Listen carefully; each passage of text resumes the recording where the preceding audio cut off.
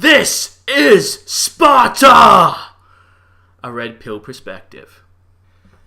In this video series, I intend to use this comparison to Spartan society as an attempt to show that what we are experiencing here in the West, and that is spreading to the rest of the world, has occurred throughout human history before in extreme similarity, proving that this turmoil is not a cultural phenomenon, but something that is innate to human nature. There will be at least 2 videos, perhaps a third. In this first video, I will be exploring the economical, political, and social structure of Sparta, and of course comparing it to our society. The second video, which is the main reason why I separated these, is because I suspect my viewership will be more interested in that one, is comparing the male and female Spartan citizens to one another and to our society. We see a lot of comparisons there. What we see in that one is fatherlessness, the glorification of the mother, gynocentrism, and a whole lot more. In this one, we're going to see the true birthplace of communism. Yeah, I was shocked, but it is the true birthplace. The first form of welfare that I've ever seen, and a few other things as well. So if you're not particularly interested in that, hold out to the next one, but this also does set up with key information that you may require, but again, you'll probably be able to scrape through without it. The third video, if it gets made, and not just tacked on to the end of the second, will be my explanation of how Sparta fell or faded into obscurity, and how that can be used as a predictor for what's going to happen to our societies. One last thing, if I pronounce any words incorrectly, just deal with it. Let us begin. The history of Sparta begins in the 10th century BC, when the Darwinians invaded and subjugated the local tribes. As far as I can tell, the Darwinians came somewhere from the north of Greece. This time period isn't particularly interesting, and very little is known about this particular period, as very little was recorded. Somewhere between the 10th and the 8th century BC, Sparta developed its government system along with all other Greek states. This became a form of democracy. This was also the birth of the state of Sparta, which would lead Sparta and its people towards a very statist-style government. The government structure included 2 hereditary kings, who were members of the governing council. This council included 28 other men who could only qualify once they turned 60 and were of noble and citizen birth. They also had to be voted in by the Spartan citizen class. But the real power was held within a small group called the ephors, which consisted of 5 men. The main purpose of the ephors was to restrict the king's power.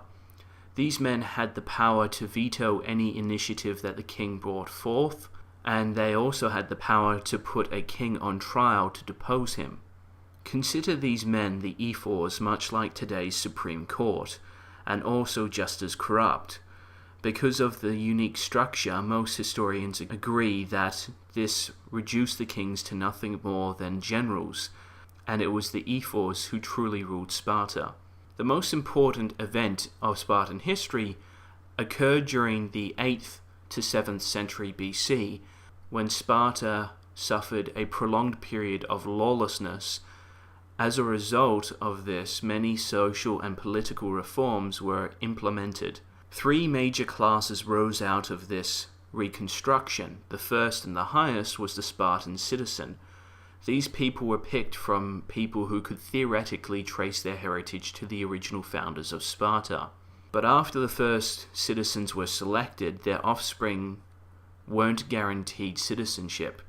Both men and women only had one option in life to gain and maintain their citizenship. For the women, it was to become breeders, and for the men, it was to become soldiers. It was illegal for any Spartan citizens to do any trade or become a merchant. So how could this system sustain itself? This is where Sparta becomes the first ever communist state. Part of these reforms was to divide up all Sparta's land into equal lots The most important were the 9,000 lots closest to the city. These lots of land were given to Spartan citizens. They then successfully separated the rich from their wealth by taking in all of their gold and silver and replacing it with poorly made iron. This iron was purposely made of poor quality to rid it of any real worth. It also was very heavy to make it less portable and less desirable in trade. These two major reforms were attempts to make all Spartan citizens equal. During this period, it's not quite understood how land rights were handled, but what is understood is that the land could not be inherited. Because of the militarization of Sparta, they required men to train physically and militarily every day of their life until the age of 60. This requirement prevented them from being able to work the land to their own survival. This is where one of the other three classes of people comes in, the Helots. The Helots were and became the descendants of conquered people from neighboring towns and cities of Sparta. It was around the time of all these reforms that these people were conquered. After the Helots were conquered, they were subjugated and put into a pseudo-form of slavery that resembles more closely to that of the serfs of medieval Europe. The difference was these people were owned by the state. The Helots' main role was to be used as manual labor to work the land that the Spartan citizens owned. In exchange for this work, the Helots got 50% of the harvest to keep for themselves. This, along with their right to marry whenever they desired and to practice their own religious rites, is what separated them from slaves. But they could not leave like serfs could, as the Helots were owned by the state. They were forbidden from owning land, but could own some meager possessions. This created a situation where the Helots could accumulate wealth very slowly, but were not allowed to spend it. As we can see, Sparta has become extremely statist at this point. It's not only dictating the lives of those it has conquered and turned into a slave class, but also the citizen class. This is also the only way I could ever see equal outcome ever being created, as every male citizen had the exact same life as every other, and the same said for the women. For only when the state intervenes can equal outcome ever be achieved. The Helot class was used as a form of welfare to sustain the Spartan class, for welfare is simply the redistributing of one person's productivity to another. This is exactly what we're seeing in our Western societies, with the redistributing of male productivity to women through taxes and affirmative action. Men innovate, create new industries, new companies, perfect and centralize education. Then women come along and demand a share without contributing to the founding of these companies and industries, and barely contribute to the maintaining of them. The redistributing of one person's productivity to another. The third and final class within Sparta's class system is the Perioikoi. For the remaining of this video, I'm going to refer to them as the Peries.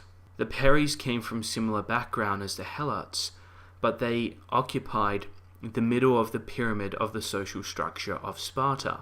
The Peries' position within Sparta was that of the tradesman, merchant, and even of reservist for the army. When land was available, the Peries could purchase it. The most important thing to understand about this class was that they had the monopoly of all the trades and merchants, as Spartan citizens and Helots were forbidden from these spheres. What we see here is an unrestricted capitalism within a communist state. Because of the monopolies the Peries experienced within Sparta, they were extremely loyal to the Spartan state.